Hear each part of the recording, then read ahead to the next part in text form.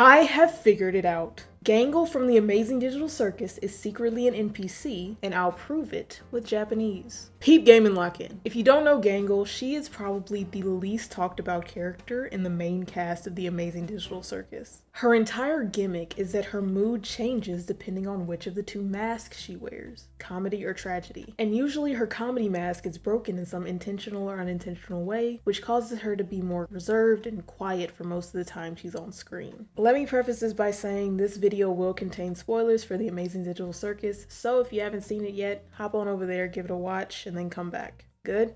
Cool. But Yaya, I hear you say, you've already done a Gangle theory, you're double dipping. And to that I say, I know. And what are you gonna do about it? But in all seriousness, y'all brought up some very valid points on that video that made me think a little bit deeper about Gangle's true role in the Amazing Digital Circus. And I've gotta say, I think I'm onto something. As I mentioned in the intro, Gangle up to this point has been fairly shy and reserved. However, after the events of episode 4, she takes strides to learning how to be more happy and outspoken, even while she's wearing her tragedy mask. Her character arc follows her coming to terms with that part of herself and embracing it to find happiness in the sadness. Which would be a wonderful message if she wasn't an NPC. Let's go back to the evidence I presented in my last Gangle theory, the bee. Something I didn't mention in that video is that bees, specifically this drawing of a bee, is heavily associated with Cain. We see it in his notepads, on books littered in his spaces. If there's paper and Cain, there's likely a bee somewhere. But what about Gangle makes me believe that she's an NPC? Well, that, my friends, is where the Japanese comes in. Remember that scene in episode 7 where Gangle smashes a watermelon that had Jax's face drawn on it? That's a reference to Suika Wari, a traditional Japanese beach game played during the summertime. Think of it like Mexican piñata. The player is blindfolded, given a stick, spun around no less than 3 times, and then told to bash open a watermelon. Once it's broken open, it gets evenly distributed between all of the guests for a nice refreshing treat. So why is Gangle the one playing it? Well, that's because the point of Suikawari is to break something open to reveal what's inside. And Gangle, just like the shattered watermelon, symbolizes a fracture in the game's code itself.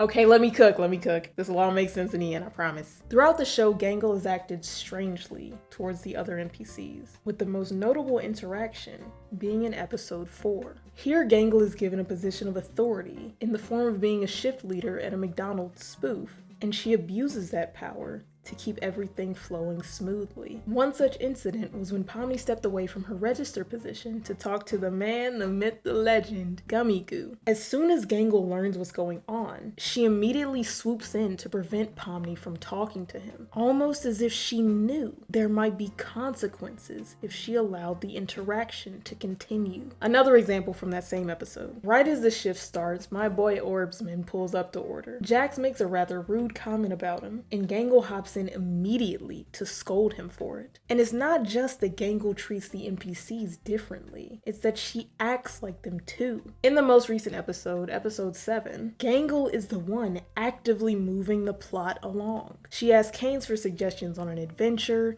tells Kinger about their plan of escape, and so on. Then once you add in the bee evidence, things start to fall into place. You see, bees in the Amazing Digital Circus have always correlated to Cain. He's drawing them in his therapy session with Zubul back in episode 3. They're all over the books in his office in episode 4. Even on the note at the beginning of episode 7, they're everywhere, including Abel's plans. This one bee drawing was likely an indication that something wasn't quite right with Abel and his story. And when you know it, he ended up just being another one of Cain's creations. So, if bees are representative of Cain and Cain's creations, and a bee was associated with Gangle, then who's to say that Gangle isn't one of Cain's creations as well? Perhaps Cain created Gangle to test and gather data to further his understanding of humans. And then, in his own words, if I start losing track of who's a human and who's an NPC,